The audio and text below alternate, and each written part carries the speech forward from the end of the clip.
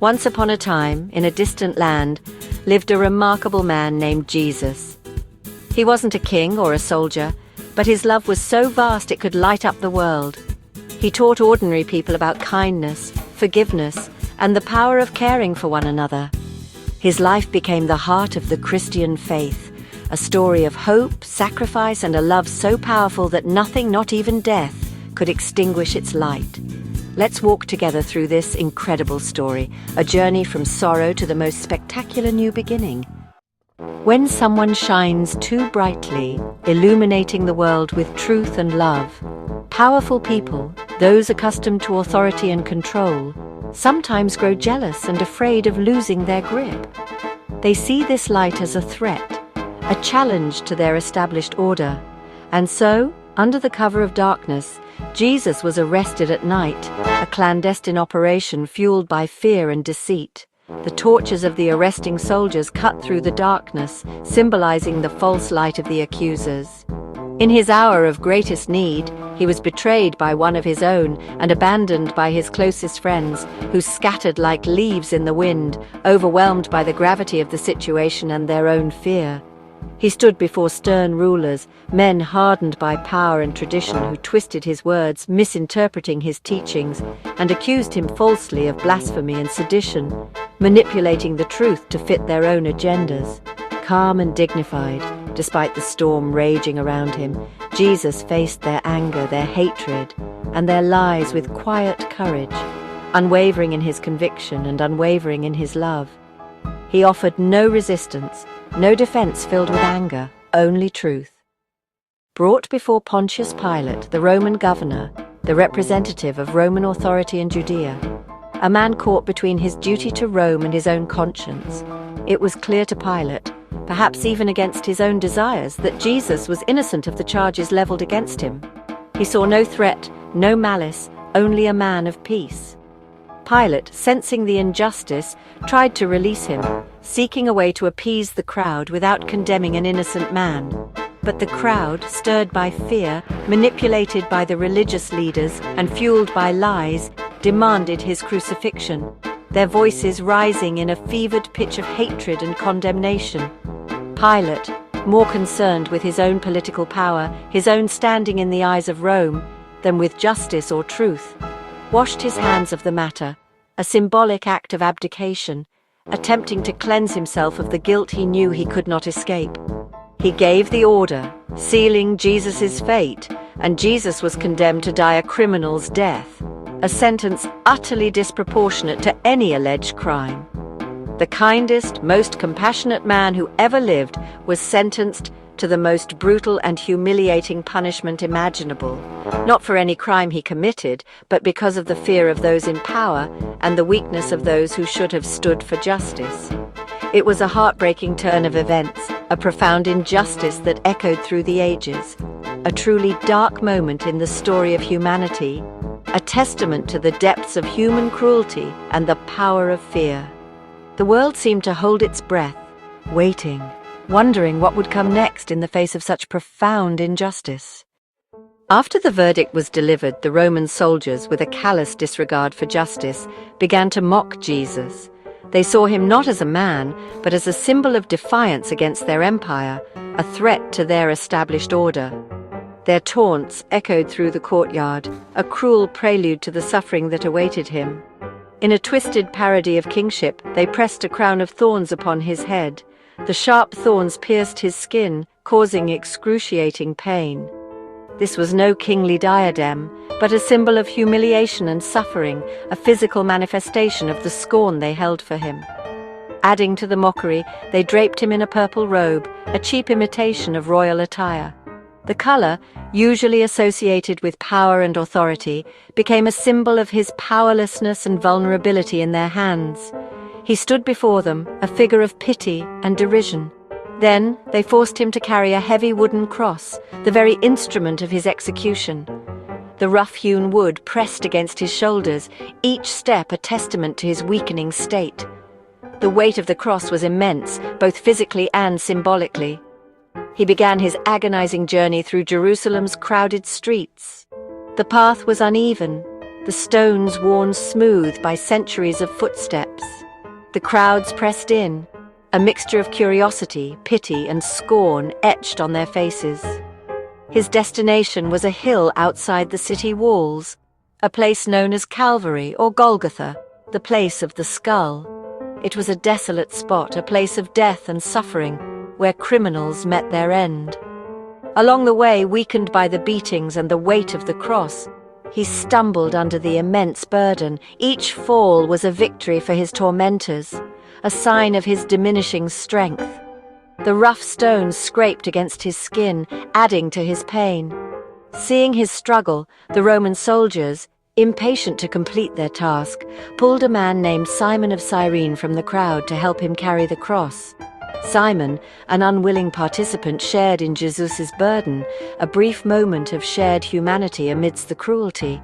Some in the crowd wept for him, their hearts filled with sorrow and compassion. They recognized the injustice of his suffering, the tragedy of his fate. Their tears were a testament to his innocence and their shared humanity. Others jeered, their voices filled with hatred and scorn. They saw him as a criminal, a blasphemer, deserving of his fate. Their taunts added to the agony of his journey, a constant reminder of the rejection he faced. Even in his agony, Jesus offered comfort to those grieving for him, his compassion undiminished by his own suffering. He saw their pain and offered words of solace, a testament to his unwavering love and empathy. This journey, known as the Way of the Cross, or Via Dolorosa, was more than just a physical ordeal. It was a profound spiritual journey. Each step was laden with meaning, each moment a reflection of his sacrifice and love. Christians believe he carried not only the weight of the cross, but also the weight of the world's pain and mistakes, the sins of humanity. He bore this burden willingly, a testament to his selfless love and sacrifice. Every step was taken not for himself, but for humanity, a demonstration of his unwavering commitment to saving others. He walked this path so that others might find redemption and salvation. He was showing a love beyond human comprehension, a divine love that transcends all understanding. It was a love that was willing to sacrifice everything for the sake of others, a love that knew no bounds. He walked this path, enduring unimaginable suffering, so that others might find forgiveness and peace, a path to reconciliation with God.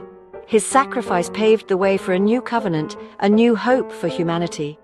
The ultimate sacrifice, the culmination of his journey, was drawing near. Calvary awaited, the place where he would offer his life for the salvation of humanity. The shadow of the cross loomed large, a symbol of both suffering and redemption. The procession ended at Golgotha, the place of the skull, a hill of execution. Soldiers nailed Jesus to the cross between two criminals. The sky darkened as he hung there, mocked by some, mourned by others. Even in agony, Jesus forgave his tormentors. "Father, forgive them, for they do not know what they are doing." He looked after his mother, entrusting her to his friend John. In his final moments, he created a new family bound by love. His message of unconditional love was lived out, even in suffering. The world watched as love endured the ultimate test. The end seemed near, but something greater was unfolding. The story was not over. Beside Jesus, two thieves hung, one mocked, but the other saw the truth. The second thief, recognizing Jesus' innocence, pleaded, "Jesus, remember me when you come into your kingdom." Jesus replied, "Truly I tell you, today you will be with me in paradise." In his final moments, Jesus offered hope and forgiveness.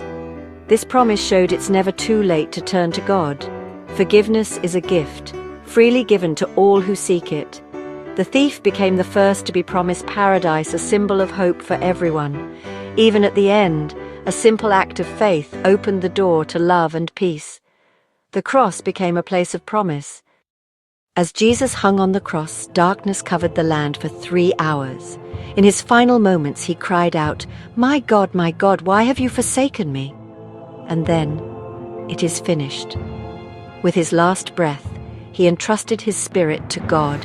The earth shook, rocks split, and the temple curtain tore in two, a sign that the barrier between God and people was gone. A Roman centurion, witnessing all this, declared, "Surely this man was the Son of God." The darkest day had ended, But hope was quietly taking root. The world changed in that moment. The seeds of a new beginning were sown. The weight of the world hung heavy in the air. After Jesus died, a profound silence fell over the land. His followers were devastated, their hopes seemingly crushed. The man they believed to be the Messiah, the one who would redeem Israel, was gone. Joseph of Arimathea, a respected member of the Sanhedrin, and Nicodemus, a Pharisee who had secretly followed Jesus, stepped forward to claim his body. They were men of influence and compassion, determined to ensure Jesus received a proper burial, even in death. With reverence and care, they gently prepared his body, wrapping it in linen cloths with spices, according to Jewish custom. They then placed his body in a new tomb, a tomb that Joseph of Arimathea had hewn out of the rock for himself. It was a place of quiet solitude, a final resting place. To ensure the tomb remained undisturbed, they sealed it with a massive stone. This wasn't just any stone, it was a heavy circular rock designed to completely block the entrance, preventing anyone from entering or tampering with the body. The world seemed silent, holding its breath in mourning. The sun began to set, casting long shadows across the landscape, as if the very earth was grieving. Hope, it seemed, was buried with him, locked away behind that impenetrable stone. The disciples scattered, their hearts filled with despair and uncertainty. But not everyone had given up hope. Women who loved Jesus watched from a distance, their hearts heavy with sorrow, their eyes fixed on the tomb. They remembered Jesus' promise to rise again, but in their grief it seemed impossible. Still, they prepared burial spices, planning to return after the Sabbath to properly anoint his body, a final act of love and devotion. Aware of Jesus' prophecies and fearing his followers might try to steal the body, the authorities ordered the tomb to be guarded and sealed, a clear message that no one was to interfere. Roman soldiers stood watch, their presence a stark reminder of the power that had crucified Jesus. The seal was placed, a symbol of Roman authority, ensuring that no one could get in or out. But the plans of men are not always the plans of God. Early Sunday morning, as the first rays of dawn painted the sky, something extraordinary was about to happen. The women, faithful to their promise, returned to the tomb, their hearts filled with a mixture of grief and determination. They walked with heavy steps, worried about the stone, wondering how they would ever move it. But as they approached, they found the stone rolled away, not just slightly ajar, but completely moved from the entrance, leaving the tomb wide open. A gasp escaped their lips as they peered inside. The tomb was empty. The body of Jesus was gone. Suddenly a blinding light filled the tomb, and an angel appeared before them, radiating divine glory. He told them, his voice filled with authority, "He is not here, he has risen just as he said. Come, see the place where he lay." The burial cloths were there, neatly folded, a testament to the orderly departure. Overwhelmed with joy and fear, their hearts pounding in their chests, they struggled to comprehend what they had just witnessed. They knew they had to share this incredible news. They ran to tell the disciples, their feet barely touching the ground, their voices filled with excitement and urgency. On the way, as they hurried along the path, their minds racing with the implications of the empty tomb, Jesus himself met them, appearing in a glorious form, his presence radiating peace and love. He approached them, offering a reassuring gesture, saying, "Do not be afraid. Go and tell my brothers to go to Galilee, and there they will see me." The sorrow of Friday, the darkness that had enveloped their hearts, was replaced by the joy of Sunday, a radiant dawn of hope and new beginnings. The impossible had happened. The stone was rolled away, the tomb was empty, death was defeated, and the world would never be the same. The resurrection is the heart of the Christian faith. The cross, once a symbol of death, became the ultimate sign of love and hope. Jesus' return to life proved that love is stronger than hate and hope stronger than despair. Christians believe his resurrection is the promise of eternal life for all who believe. Easter is celebrated with joy, flowers, and songs, a reminder that the story does not end in the tomb. The final word is not death, but life. The light had returned, brighter than ever before. The world would never be the same. The crucifixion and resurrection are the soul of the Christian faith. They show a love that enters darkness to bring light and a hope that endures beyond despair. Because Jesus rose, Christians believe they too will have eternal life. Easter is a yearly reminder that love is the most powerful force in the universe. The resurrection is not just history, it's a living reality offering hope for today and tomorrow. With God, nothing is impossible and His love never ends. This is the message of Easter, a love that truly, absolutely never ends. If you enjoyed this story, please subscribe, comment, like, and share to support our channel and spread the message of hope and love.